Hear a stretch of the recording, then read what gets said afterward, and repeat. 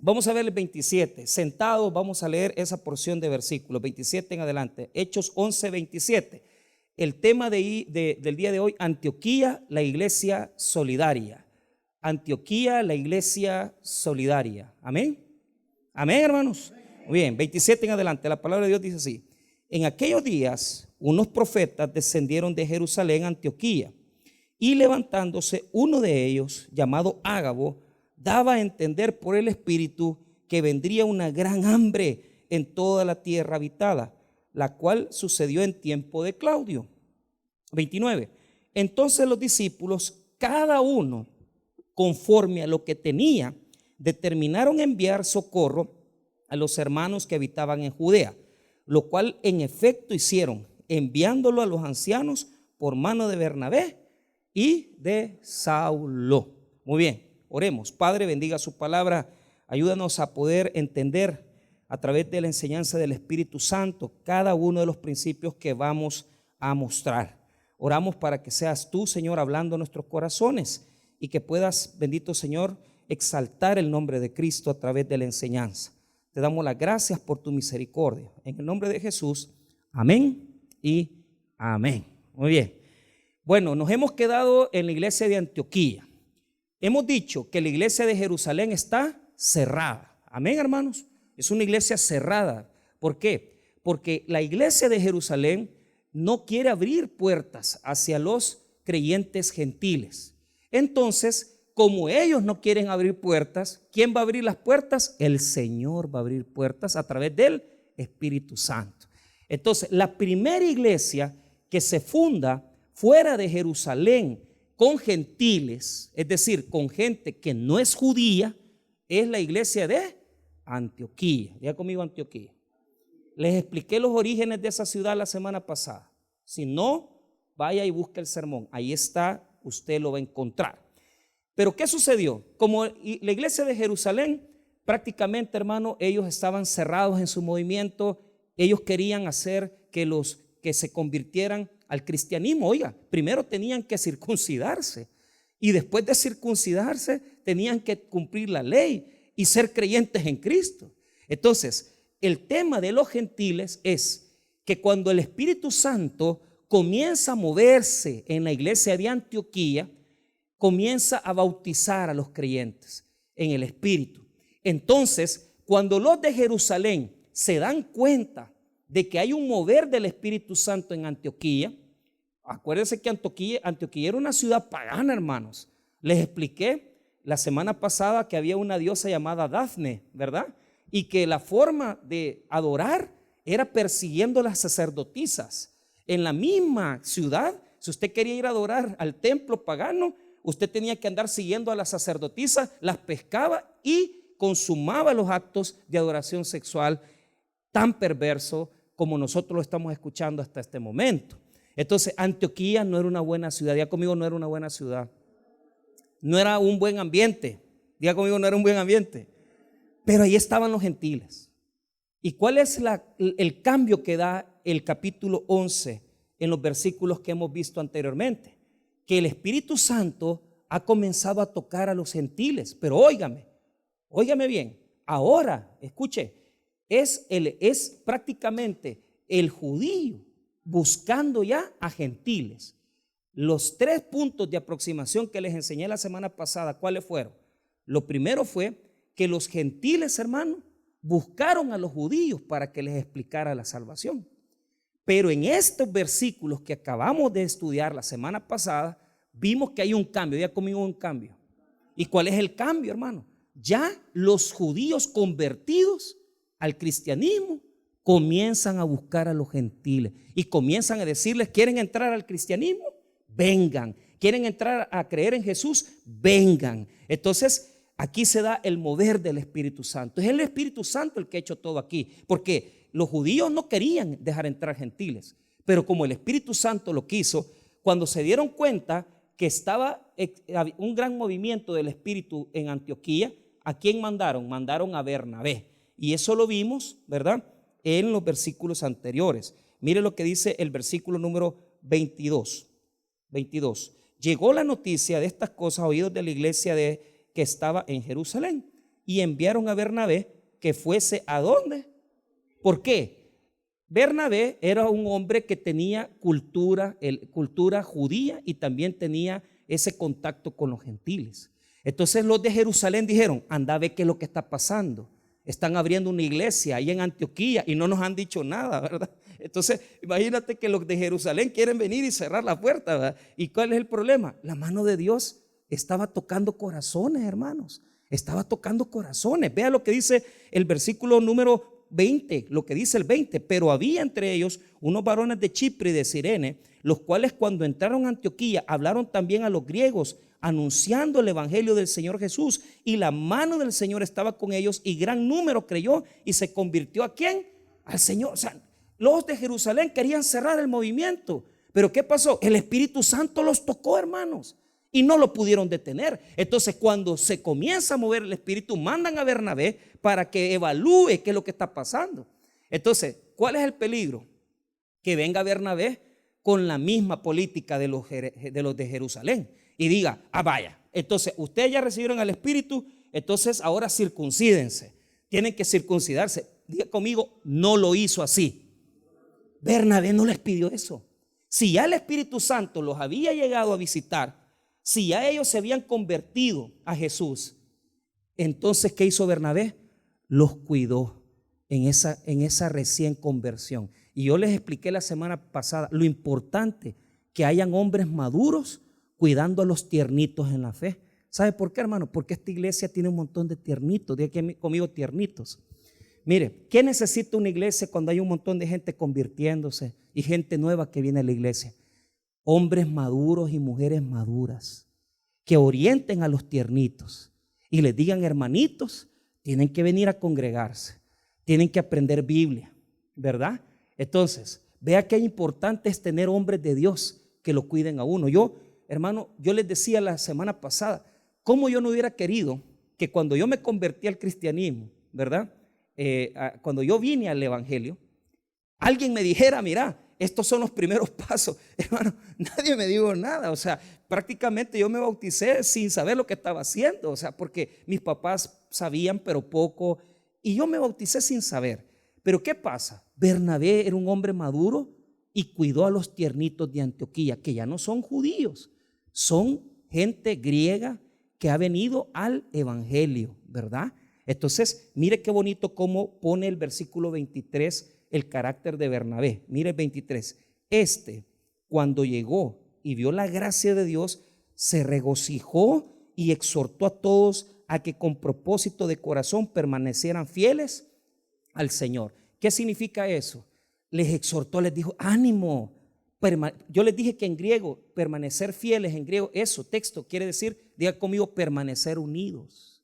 ¿Por qué? Si permanecían unidos a Cristo, toda la iglesia iba a estar unida, no iban a tener conflictos.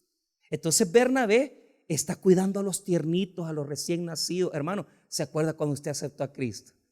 Yo me acuerdo ese domingo de 1996, cuando yo acepté a Cristo, hermano. Yo estaba tiernito en el evangelio, y para mí, hermano, lo que me dijeran que yo hiciera por Cristo, yo lo iba a hacer.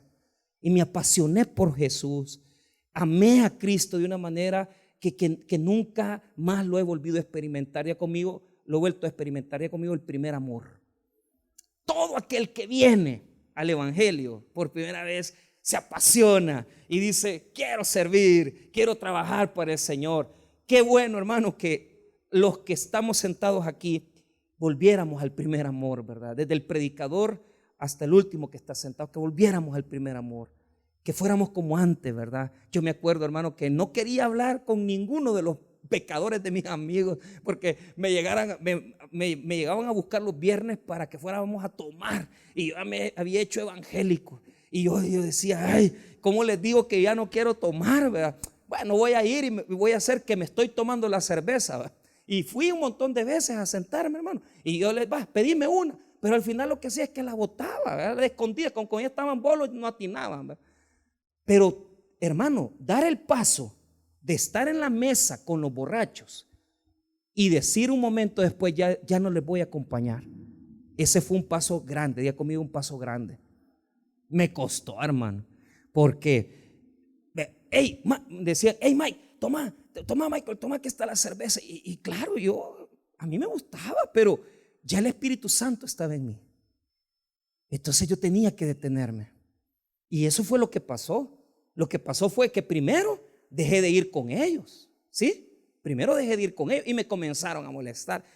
Ya se hizo de la iglesia de Toby y que mira, ya va donde Toby. Y me acosaban, me molestaban. Pero después comencé a pescar a los bolos, ¿verdad? Entonces ya iba a agarrar a uno y le llevaba, mira, te voy a recoger el domingo. Y ahí lo llevaba de goma a la iglesia, pero lo llevaba, hermano. Entonces es un proceso, no es fácil. Cuando una persona está tiernita, tiene que tener hombres maduros. Si usted ve un tiernito en el evangelio, enséñele, mire hermano, el culto es el día viernes, el culto es el día domingo.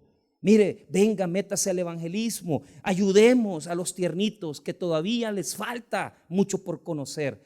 ¿Por qué? Porque es un proceso, diga conmigo, un proceso. Primero recibimos el evangelio, después aprendemos el evangelio y después enseñamos el evangelio.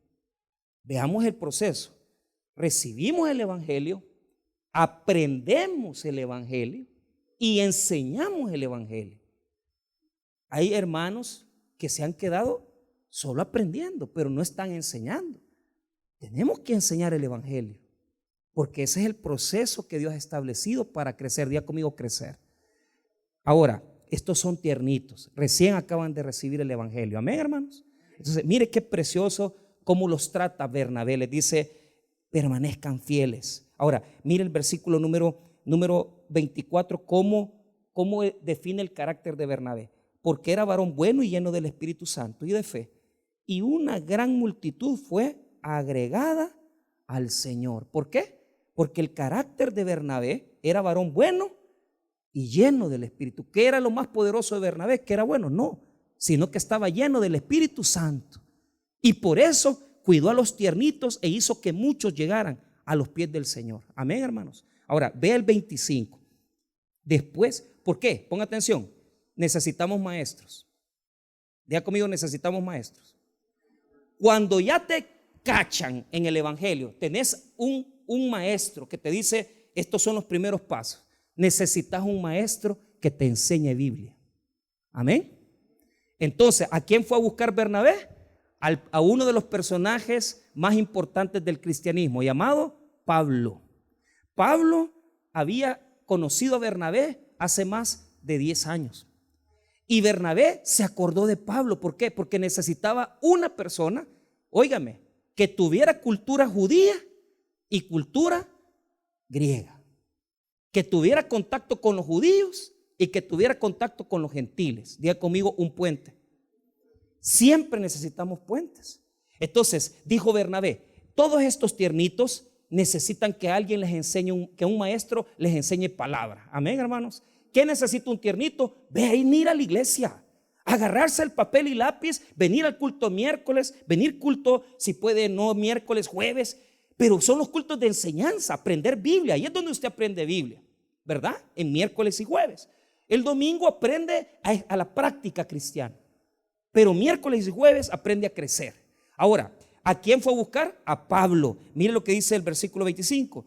Después fue Bernabé a Tarso para buscar a Saulo, y hallándole le trajo a Antioquía. Y mire qué poderoso, cuando teníamos hombres maduros recibiendo tiernitos y tenemos maestros enseñando Biblia. Los dos se unieron y por un año entero les enseñaron el evangelio de Jesucristo. Mire qué dice el versículo número 26. Y se congregaron allí todo un año con la iglesia y enseñaron a mucha gente, y a los discípulos se les llamó cristianos por primera vez en Antioquía. Qué poderoso, ¿verdad? ¿Por qué? ¿Por qué se le llamó cristiano? Diga conmigo, por burla. Los de Antioquía le pusieron, mira, ya viene, porque ellos hablaban del ungido, hablaban del Mesías. Yo le dije que en hebreo Mesías es Mesías, ¿verdad? Significa el ungido. Y en griego Cristos significa también el ungido, ¿verdad? El Mesías. Entonces, ¿qué es lo que sucede? Ellos mencionaban mucho a Cristo. Entonces, por burla, los de Antioquía les pusieron apodo y les dijeron, ahí vienen los cristianos. ¿Pero por qué? Porque no se portaban igual que los otros. Y yo les enseñé que porque eran diferentes, diga conmigo, eran diferentes.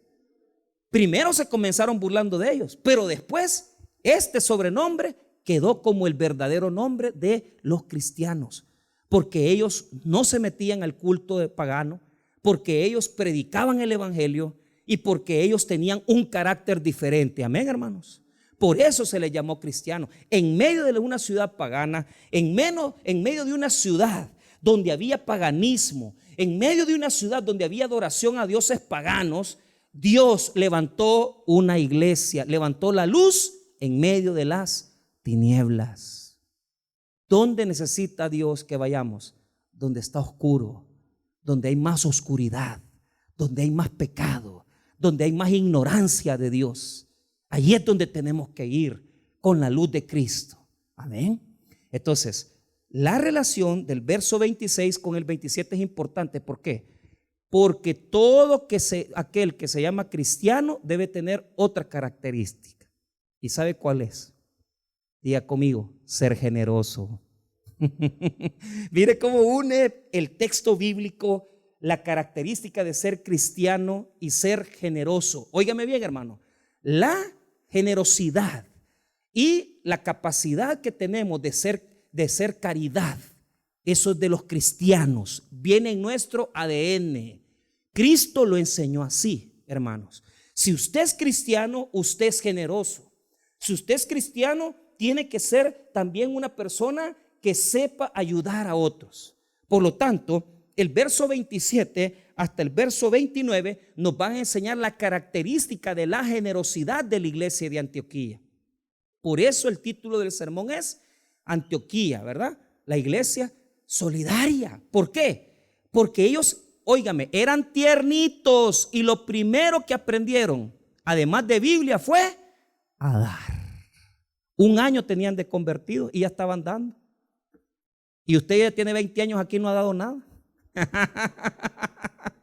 Mire, yo sé que hay gente generosa en la iglesia. Hay mucha gente generosa y dan hasta más. Pero les voy a explicar cómo es la generosidad bíblica para que ustedes la entiendan. Ve el versículo 27. Llegó un profeta. Los profetas, hermanos, llegaron a Antioquía. Ellos venían de Jerusalén. Entonces, ve al versículo 27. En aquellos días, unos profetas descendieron de Jerusalén a Antioquía. Entonces, escuche bien, la iglesia de Antioquía era una iglesia diferente a la de Jerusalén. Amén. ¿Por qué? Porque en Antioquía se estaba moviendo el Espíritu Santo. ¿Cómo sabemos que en una iglesia se mueve el Espíritu Santo? 1, cuando hay palabra de Dios. Amén. 2, cuando hay enseñanza bíblica. Y 3, cuando hay profesiones de fe, hay almas. Y 4, hermanos, cuando también tenemos, además de gente que enseña la palabra, tenemos gente llena del Espíritu Santo. Escuche bien, aquí hay muchas personas llenas del Espíritu, que sirven, que ayudan, que ganan almas, que predican, que enseñan. Gente así es la que Dios quiere usar. Pero escúcheme, como los de Jerusalén tenían a estos profetas, los profetas llegaron a Antioquía, diga conmigo, a darles un aviso. Ese era el objetivo que llevaban. ¿Por qué? Porque ellos como profetas no sabemos cómo, no sabemos por qué son el mover del Espíritu Santo. ¿Cuál es el problema con nosotros como iglesia? Como no somos iglesias espirituales, aquí muchas veces no apreciamos la palabra. No, mire, usted quiere saber cómo es una iglesia espiritual. Si la iglesia aprecia la palabra, si la iglesia tiene Biblia, si la iglesia tiene apuntes, si la iglesia tiene notas de lo que va aprendiendo, es una iglesia que está aprendiendo, está en la palabra. Pero una iglesia en donde no se enseña Biblia, en donde no se enseña la palabra del Señor, donde no se predica y donde tampoco, hermano, escuche bien, hay mover del Espíritu Santo, va a ser una iglesia donde el púlpito lo ocupan para poder venir y solamente hablar y cuentos y cosas, pero no enseñan Biblia. Aquí enseñamos Biblia, hermanos. Ahora, ¿cómo? Escuche bien, ponga atención. Llegan los profetas a Antioquía porque es una iglesia espiritual. Están los tiernitos, recién convertidos, están los maestros, ¿verdad? y hay un mover del Espíritu Santo porque se está convirtiendo gente. Entonces ahí es donde se va a mover Dios, a través de los profetas. Mire lo que dice el versículo número 28. Y levantándose uno de ellos, llamado Ágabo, mire bien, daba a entender por el Espíritu que vendría una gran hambre en toda la tierra habitada, la cual sucedió en tiempo de Claudio. Entonces, el versículo 27 nos habla de los profetas, ¿verdad? El 28 nos habla de la profecía que traía este profeta. Escuche bien, quiero denotar algo. Cuando dice el versículo 28, llamado Ágabo, daba a entender, diga conmigo, un pronóstico. La palabra en el texto griego no habla exactamente de que dio una profecía, sino que lo que él estaba dando es una predicción. Es decir, lo que estaba manifestando es algo que él sentía del Espíritu. No podemos decir que era un profeta, digamos, en la plenitud del Antiguo Testamento. ¿Por qué? Diga conmigo, la Biblia no se había terminado de escribir. Entonces, estos hombres predicaban, enseñaban, daban palabra, hablaban en lenguas, pero muchas veces lo que daban era una palabra para terminar de escribir la palabra de Dios del Nuevo Testamento. Todavía no estaba escrito. Por eso es que todavía hay profetas aquí. Entonces, después los profetas van a dejar ya de existir, ¿verdad? Estos son profetas ya en el Nuevo Testamento, pero ahorita lo que está haciendo Ágabo es dando una predicción de lo que va a venir por delante. Entonces, ¿qué es lo que quiero que note? Que a través del Espíritu Santo les dice que va a venir una gran hambruna. Va a venir una gran hambruna en la tierra. Ahora, yo tengo dos cosas ahí que explicar. Primero, cuando habla de, mire lo que dice ahí en el versículo, toda la tierra habitada, dice el versículo número 28. ¿Qué quiere decir toda la tierra habitada? No está hablando de toda Roma, sino que está hablando de Jerusalén, está hablando de Judá, está hablando de donde estaba la iglesia de Jerusalén. Entonces, el profeta Ágabo llega a Antioquía y les dice, va a haber hambre, señores. Va a haber hambre, pero ojo, ponga atención. Solamente está declarando algo que iba a venir en el futuro, algo que iba a suceder, lo está pronosticando en tiempo de Claudio. Ahora, note esto. Según las investigaciones, cuando llegan estos hombres a declarar esta palabra, escuche bien, esto es en el año 41 y la hambruna va a comenzar en el año 46. Óigame, ¿qué está haciendo Ágabo? Diciéndole a los tiernitos de Antioquía que se preparen porque va a venir un hambre que va a arrasar con ellos, ¿verdad? Entonces, ponga atención. Mire lo que hacen los tiernitos. Mire lo que hace la gente, hermano, que recién ha recibido a Cristo. Tienen un año de haber recibido a Cristo. Y mire lo que hacen ellos en el verso 29. Léalo. Entonces los discípulos, cada uno conforme a lo que tenía, determinaron enviar socorro a los hermanos que habitaban ¿en dónde? Hermano, recién se habían convertido y ya estaban mandando ayuda a los de Jerusalén. Ya estaban mandando ayuda a los que están, a los judíos, a los que no querían que vinieran a la iglesia, a los que no querían que se convirtieran al evangelio. Escuche bien lo que está pasando, hermano. Estos tiernitos le están dando una lección a los más antiguos. Estos tiernitos les están dando una gran lección a aquellos que no les querían dejar entrar en la iglesia. ¿Y dónde está ahí la manifestación grande de lo que yo quiero enseñar? Mire, dice los estudiosos que hubo 4 etapas en esa hambruna. El primer año, ¿verdad? Arrasó con las cosechas de Italia. Toda la cosecha de Italia se echó a perder. Luego, al año 4, toda Palestina fue afectada. El año 8, toda Grecia, y el año 11 o 11, toda Italia volvió a ser afectada. Todo eso sucedió en el proceso desde el año 45 en adelante. Entonces, fue una hambruna tan terrible que la gente se moría de hambre, hermano. De tal manera que la reina Adiábene mandó a traer, hermano, hasta Chipre, hasta Alejandría, provisiones para darle de comer a la gente. ¿Y cuál es el punto? La hambruna era fuerte. Cuando usted lee el texto bíblico y nota ahí, mire lo que dice el verso 28. Daba a entender por el Espíritu que vendría una gran hambre. O sea, la palabra gran ahí quiere decir que era un hambre, hermano, terrible, perseverante, megas. Un hambre, hermano, terriblemente fuerte la que iba a venir a la tierra. ¿Y sabe qué es lo que hizo esta gente? Sin que se lo pidieran, porque Ágabo no les pidió nada, diga conmigo, no les pidió nada. De ellos les nació el dar. ¿Sabe por qué? Porque cuando usted recibe a Cristo, cuando usted acepta a Jesús, usted recibe la capacidad de dar, hermanos. Y eso lo pone el Espíritu Santo. Y eso lo pone el Señor en nuestros corazones. Ahora, les voy a explicar varias cosas importantes. Quiero primeramente darles principios de cómo es esta situación para que ustedes la comprendan y que puedan entenderlo. Desde el principio el Señor Jesucristo estableció, diga conmigo, administración. Primero, estableció un grupo de enseñanza que era el grupo de los 12 apóstoles. Es decir, Jesús no vino a hacer cosas en desorden, Jesús actuó en el orden. Entonces, a los 12 los preparó en el discipulado. Eso es lo primero que quiero enseñarles. Número 2, Jesús tenía administración. Amén, hermanos. ¿Por qué?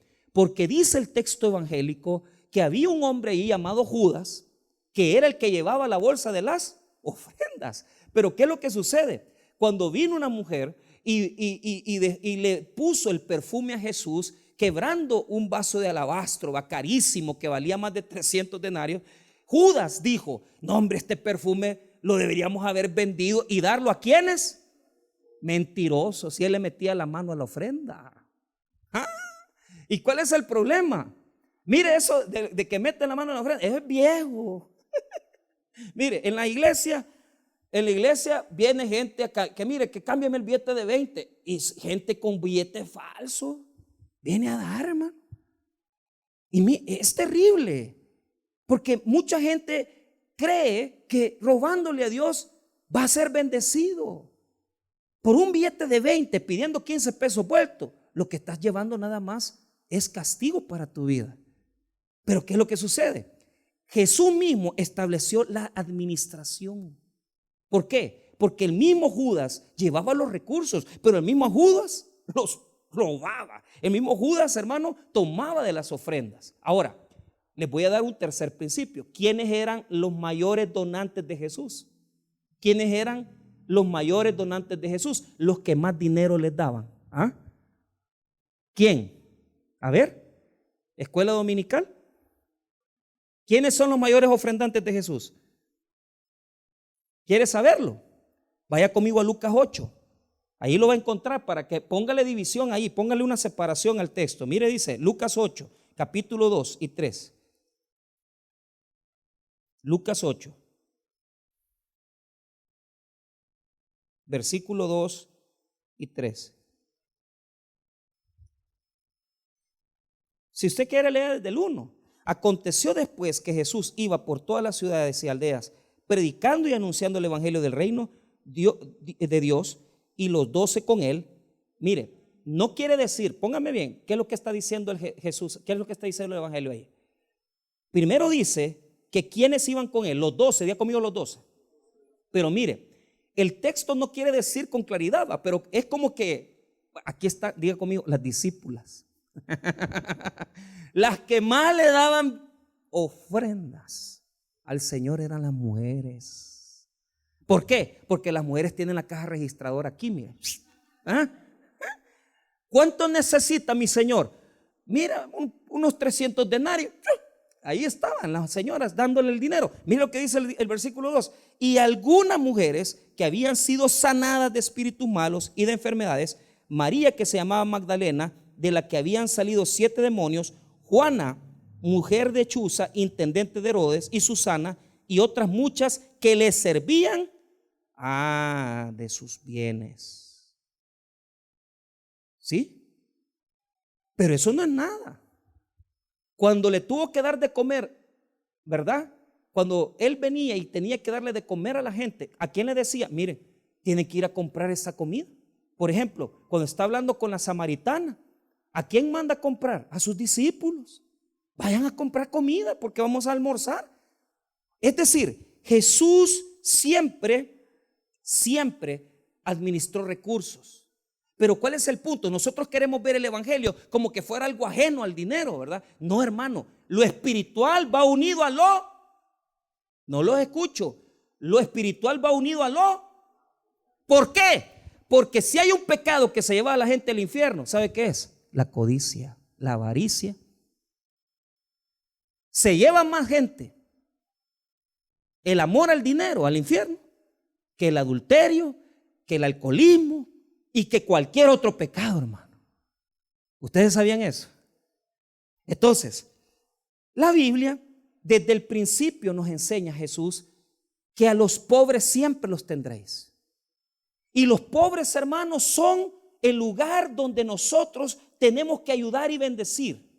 De tal manera que la iglesia se vuelve un lugar donde nosotros podemos bendecir a muchos. Porque cuando la iglesia lleva ayuda a las comunidades, cuando la iglesia predica el evangelio en comunidades, estamos llevando el evangelio de Jesucristo y estamos llevando ayuda material. Aquí tengo equipos gracias al Señor, médicos, todos los colaboradores que van, odontólogos, que nos van a hacer el apoyo a todas las comunidades de fe. Y no cobran un centavo. Pero ¿qué es lo que pasa? Jesús enseña estos principios y nosotros muchas veces los dejamos por alto. Entonces, les voy a explicar una cosa preciosa de lo que estamos hablando aquí. ¿Por qué entonces la iglesia de Antioquía le ayudó a la de Jerusalén? Estos son dos principios que quiero enseñarles para que entiendan cómo funciona el evangelio. Primero, el primer principio se llama principio de igualdad. Amén, hermanos. Vea conmigo Hechos 2:44. Hechos 2:44. El principio de igualdad. Hechos 2:44. Jesús administraba bienes, administraba recursos y también la iglesia administra recursos. Mira lo que dice el capítulo 2, versículo 44. Todos los que habían creído estaban juntos y tenían en común todas las cosas y vendían sus propiedades y sus bienes y los repartían a todos según la necesidad de cada uno. Y mira bien, y perseverando unánimes cada día en el templo y partiendo el pan en las casas, comían juntos con alegría y sencillez de corazón. Mire cómo es el principio de la igualdad. Aquí en la primera etapa de la iglesia todos vendían lo que tenían y compartían todos sus bienes. Hoy no se puede hacer eso, hermanos. Usted no va a ir a vender todo lo que tiene y va a venir a vivir con los hermanos aquí en comunidad. No lo va a hacer, ¿verdad? Pero ¿qué es lo que busca Pablo? Escúcheme bien. ¿Qué es lo que busca la iglesia de Antioquía en este fenómeno? Cuando la iglesia de Jerusalén entra en necesidad y la iglesia de Antioquía se hacen solidarios el uno al otro. Y cuando a ti te falta, a mí no. Entonces yo te ayudo a ti y te bendigo. Porque después me va a faltar a mí y tú me vas a ayudar a mí. El problema de la iglesia de hoy en día es que no existe tal principio de igualdad y solidaridad. Porque lo que sucede en las iglesias evangélicas de hoy es el egoísmo. Si pasamos por una crisis mundial, ¿qué está pasando? ¿Qué es lo que me dice mi amigo, el hermano Manuel, que viene de Nueva York? Pastor, toda la gente en Estados Unidos está en una crisis económica porque están quebrando los bancos. ¿Y qué es lo que está haciendo la gente? Le pregunté yo, comprando casas. ¿Sabe qué debería de hacer? Ayudarle al que no tiene. Ayudarle al que no tiene. Pero ¿qué es lo que hace la gente? Se encierra en su egoísmo y dice, viene una gran calamidad, viene una gran necesidad, viene una gran pobreza. ¿Y sabes cuál es el problema? Por eso no somos solidarios. Por temor a lo que nos va a pasar, por miedo a perder lo que tenemos, no ayudamos a nadie. Y por eso es que hay un montón de iglesias pequeñitas, regulares, que no le ayudan a nadie, hermano. Nunca le ayudan a nadie.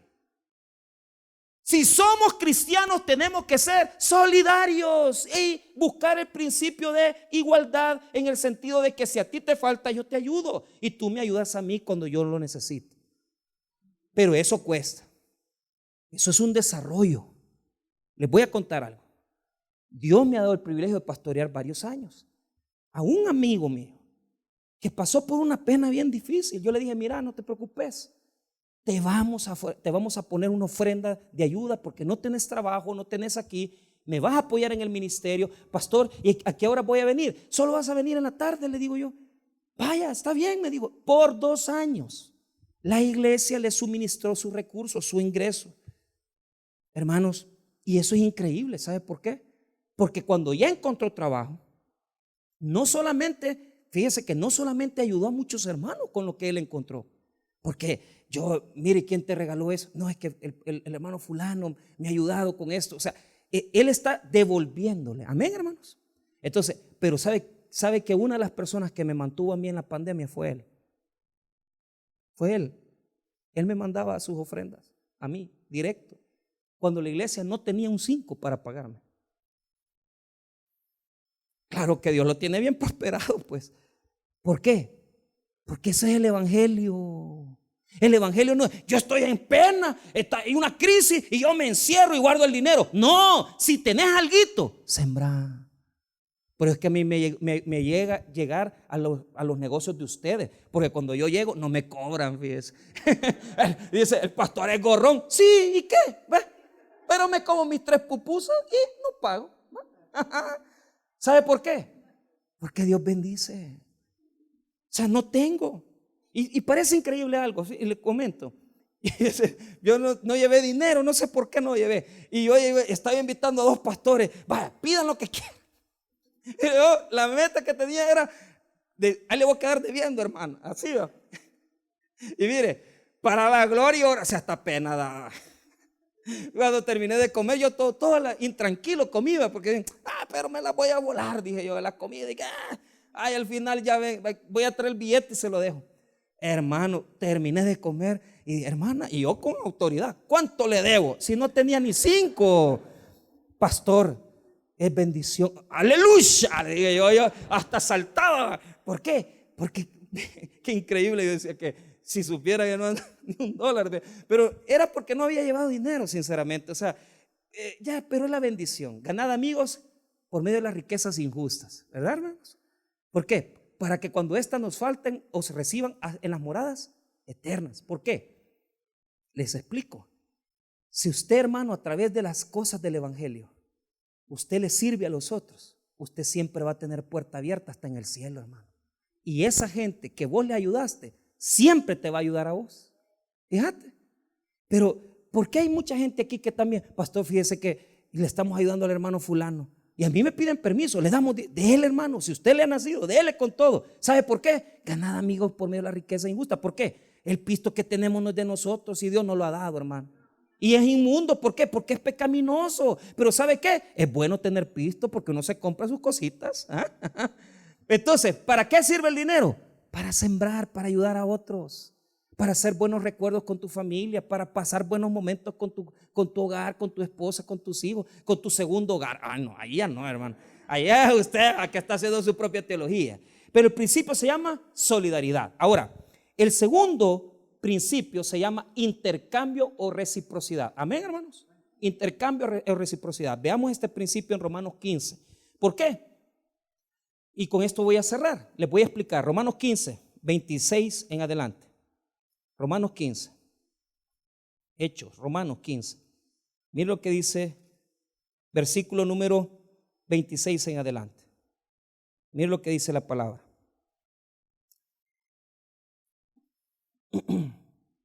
Romanos 15, 26. Amén. Porque Macedonia y Acaya tuvieron a bien hacer una ofrenda ¿para quiénes? Para los pobres que hay entre los santos que están en Jerusalén.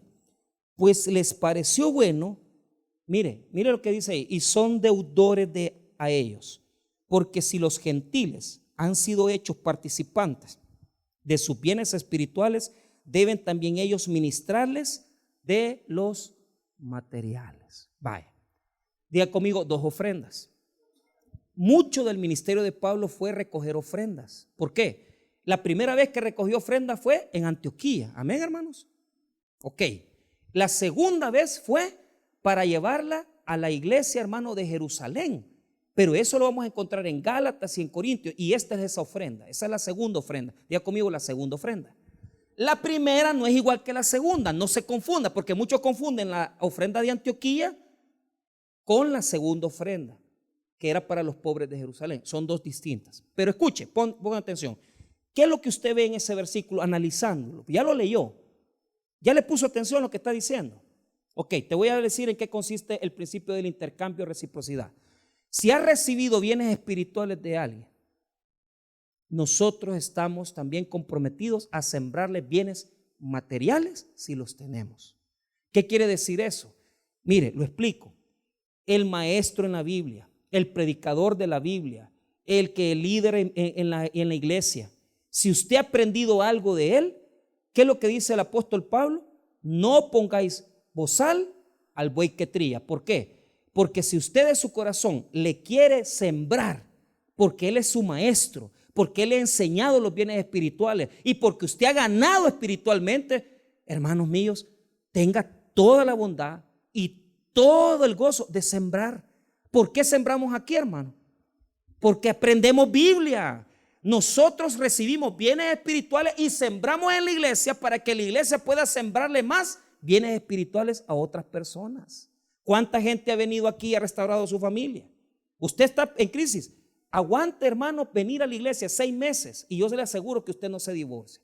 Y si se divorcia, va a conseguir una buena señora después. Pero yo le voy a decir algo. 6 meses de terapia en esta iglesia y usted no se divorcia. ¿Por qué? Porque Dios no lo va a dejar. 6 meses de constante enseñanza en esta iglesia. Usted crece, hermano, usted desarrolla su vida, usted sale de su crisis. ¿Sabe por qué? Porque los bienes espirituales son más caros que los bienes materiales. Y usted no puede pagar lo que Dios ha hecho por usted. Y todo lo que aquí aprende, sanidad, restauración, liberación, principios espirituales, le sirven para desarrollar su vida cristiana. Porque aquí tengo gente alcohólica que nunca dejó de tomar, pero cuando vino al evangelio y recibió los bienes espirituales, salió de la crisis, salió del alcoholismo. Aquí tengo personas que nunca pudieron mantener un matrimonio y cuando se hicieron evangélicos, por fin se pudieron casar y permanecer estables. ¿Por qué? Los bienes espirituales son superiores a los bienes materiales. Por eso es que sembramos, por eso es que ofrendamos. Entonces, ¿qué es lo que hizo Antioquía mandándole dinero a Jerusalén? Botó las barreras de la separación. Porque cuando nos ayudamos por medio de las ofrendas y por medio de los bienes, nos unimos más. Diga conmigo, nos unimos más. Ya estamos unidos en el mismo espíritu, unidos en el mismo Cristo. Y ahora estamos unidos por la necesidad. Por la necesidad. Entonces la iglesia de Antioquía estaba agradecida. ¿Por qué? Porque la de Jerusalén le había mandado maestros a enseñarle Biblia. ¿Y qué es lo que hicieron los de Antioquía? Dijeron, ahora que los de Jerusalén necesitan ayuda, mandémosle una ayuda y bendición a la iglesia de Jerusalén. Entonces tenemos 2 principios. El principio de solidaridad o igualdad y el principio de intercambio o reciprocidad. Son principios espirituales por los cuales yo tengo que desarrollar mi vida. Porque para el mismo Cristo fue importante administrar los recursos de la iglesia. Ahora, veamos y cerramos. Con esto ya cerramos. Veamos Hechos y cerramos ya la enseñanza del día de hoy. Hechos 11 y cerramos. Hechos 11. Ahora entendamos ya y entendemos con claridad estos versículos tan bonitos, hermanos. ¿Les parece que leamos del verso 27 en adelante? Ok, para cerrar el bloque del capítulo 11 y dejar ya listo la otra semana el 12. Miramos el 27. En aquellos días, unos profetas descendieron de Jerusalén a Antioquía y levantándose uno de ellos, llamado ¿quién? Agabo, daba a entender por el Espíritu que vendría una gran hambre en toda la tierra habitada, la cual sucedió en tiempo de Claudio. Verso 29. Entonces los discípulos, cada uno, conforme a lo que tenía, determinaron enviar socorro a los hermanos que habitaban en Judea. Y para terminar, ¿a través de quién mandaron las ofrendas? Mira el 30.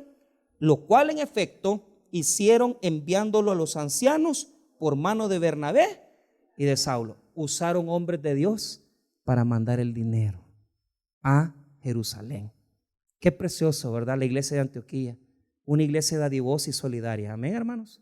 Qué precioso. Principios. 1. No se deben poner reglas para dar. No se siente intimidado. Que mire que yo el diezmo, que mire que yo no puedo. Dé lo que usted sienta y lo que tenga en su corazón. Número 2, que no lo manipulen. Ágabo no vino a decirle a la iglesia de Antioquía: están en necesidad los de Jerusalén, recojan, pero un canasto y se los vamos a llevar. No, Ágabo habló por el Espíritu. Y cuando el Espíritu habla y le da una orden a usted, que es sembrar algo, hágale caso al Espíritu. No le haga caso al predicador ni al que lo manipula. Es que fíjese que necesitamos para pagar la luz. Entonces eso es mala administración. No es que necesitan, es una mala administración. Jamás he venido yo aquí a decir no tenemos para la luz, no tenemos para el agua. Nunca lo he hecho. Y si Dios permite, tal vez ya muriéndome lo voy a llegar a hacer, pero ya ahora no. 3, se debe dar conforme a la capacidad. Cada uno dio conforme pudo lo que tenía. Punto, hermano. O sea, cada quien da lo que puede dar. Y 4, por el principio que acabamos de hablar, pongamos las ofrendas en manos delicadas de hombres y mujeres que sepan administrar los recursos de Dios. No gente que anda pidiendo, ni gente que vive de pedir, ni gente que toda la vida dame una ofrenda. No, hermano, gente sabia, llena del Espíritu, que pueda administrar los recursos de Dios y que no se los va a robar. Porque Dios quiere gente que pueda administrar los recursos de su iglesia. El dinero siempre lo administraron los apóstoles. Y cuando se multiplicaron los panes, los apóstoles en sus manos comenzaron a transferir la bendición. No cualquiera puede tocar dinero, porque a muchos el dinero se le mete en el corazón y se roban las ofrendas. Hay que tener cuidado y ser una iglesia solidaria siempre y cuando tengamos dadivosidad en nuestros corazones. Vamos a orar, hermanos.